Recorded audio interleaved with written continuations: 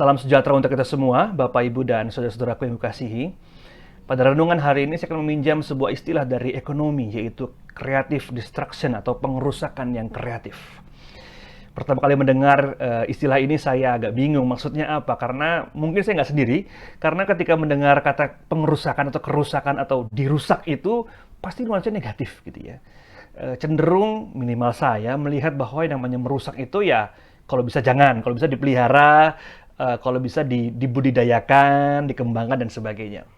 Tapi ternyata ketika saya membaca sedikit demi sedikit karya dari Joseph Schumpeter tahun 1940-an ini, eh, dia mengatakan bahwa ketika sebuah ekonomi, sebuah industri hendak melakukan sebuah revolusi, katakan demikian, maka perlu ada semacam mutasi di dalam dirinya yang memungkinkan yang baru, yang lebih inovatif itu muncul. Dan itu hanya bisa terjadi kalau yang lama semacam dikurangi, diubah, atau bahkan dihancurkan supaya yang baru bisa muncul.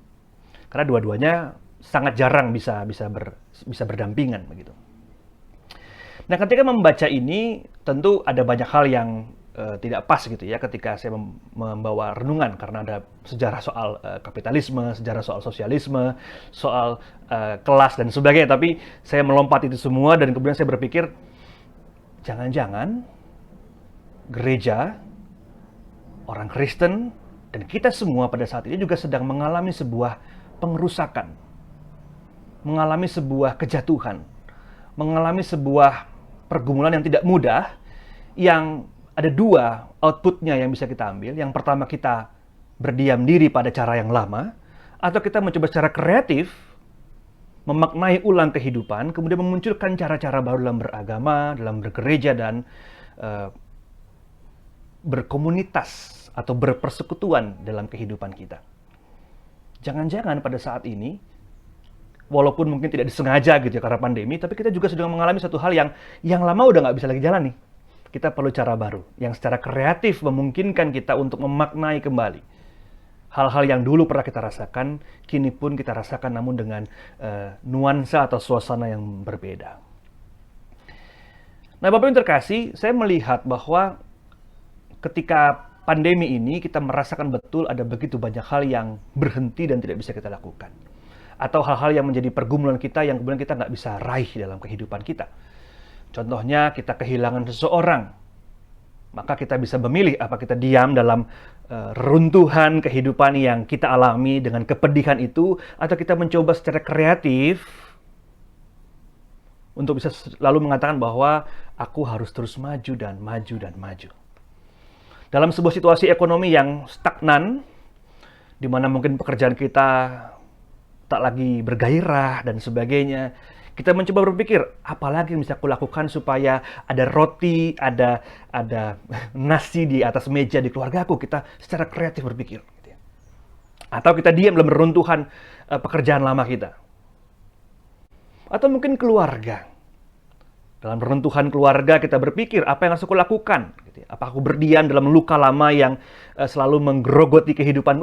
Aku mencoba, yuk kita coba lagi yuk. Yuk kita coba, bukan berarti coba dengan yang baru yang enggak, Bapak Ibu ya. Tapi coba lagi yuk dengan sebuah kekuatan dan semangat yang baru, kita mencoba melihat kembali, mewarnai kembali keluarga kita.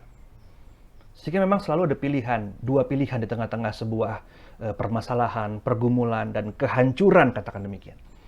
Apa kita mau stagnan dengan kondisi yang lama, atau kita mau melompat secara kreatif, dengan semangat yang baru, dengan semangat bahwa Tuhan selalu menjaga dan Tuhan selalu menginginkan kita untuk mendapatkan kehidupan yang baik, dan itu memungkinkan kita untuk terus-menerus mencari cara-cara yang baru.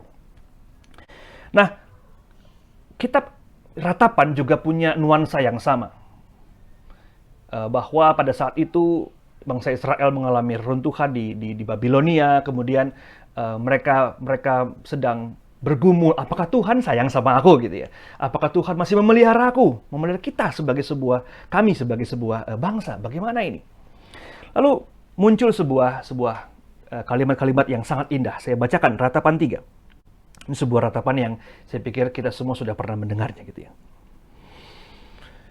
Saya membaca mulai dari ayat 16. Ia meremukkan gigi-gigiku dengan memberi aku makan kerikil. Ia menekan aku ke dalam debu. Engkau menceraikan nyawaku dari kesejahteraan. Aku lupa akan kebahagiaan. Wah, ini satu yang meratap dia ya. Sangkaku, hilang lenyaplah kemasyuranku dan harapanku kepada Tuhan. Nggak ada harapan, dia hilang gitu ya. Ingatlah akan sengsaraku dan pengembaraanku, akan ipuh dan racun itu. Jiwaku selalu teringat akan hal itu dan tertekan dalam diriku.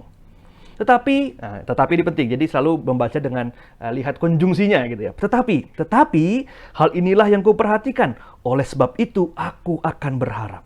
Tak berkesudahan kasih setia Tuhan, tak habis-habisnya rahmatnya, selalu baru tiap pagi, besar kesetiaanmu. Nah, saya tidak ingin mengatakan bahwa apa yang kita alami saat ini, kehancuran dan juga kesulitan, pergumulan itu sebagai Allah yang sedang menghukum kita. Tidak, saya tidak mengatakan demikian. Namun ada satu proses hidup yang harus kita alami. Baik itu kehancuran, tadi pergumulan, kesulitan itu, dan bagaimana kita mengatakan kepada Tuhan, Tuhan, ini sangat sulit.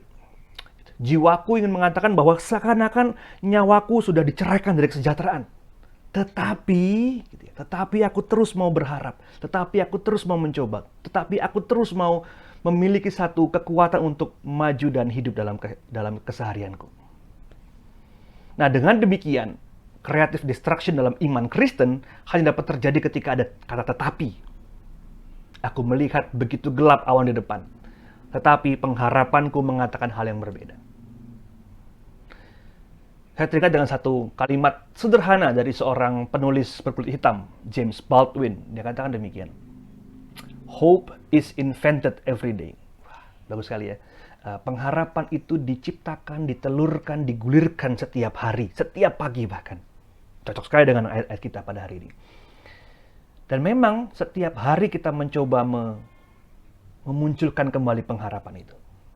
Bagi kita yang mungkin kehilangan pekerjaan, setiap pagi kita mencoba untuk meng-apply pekerjaan yang baru, mencari pekerjaan yang baru. Kita bangun dengan kekuatan yang baru, dengan pengharapan yang baru.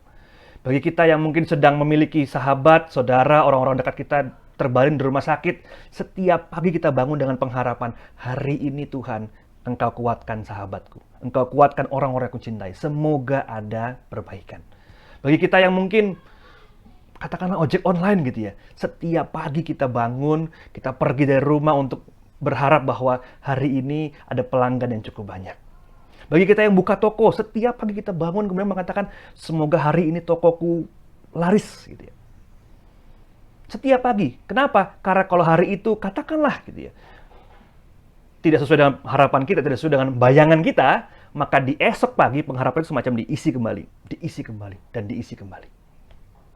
Hope is invented every day. Izinkan saya menutup dengan satu kalimat yang kemarin ketika ibadah penghiburan atau pengenangan di GKJ Pamulang kami mencoba mengatakan ibadah pengenangan begitu ya, setiap habis orang meninggal. Saya katakan demikian. Mungkin masa depan terlihat tidak cerah, gelap, dan penuh dengan kesulitan. Namun masa lalu tidak pernah berbohong bahwa Tuhan selalu menolong kita. Tuhan selalu menuntun kita. Masa depan mungkin tidak bisa menjanjikan apa-apa kepada kita. Namun masa lalu menjanjikan kepastian bahwa Tuhan akan selalu bersama-sama dengan kita. Ia berjalan bersama-sama dengan kita. Melangkahi kesulitan saat ini, kehancuran puing-puing kehidupan kita pada saat ini. Untuk kita bisa secara kreatif bangkit dan memunculkan hal-hal baru dalam kehidupan ini. Tuhan memberkati kita semua.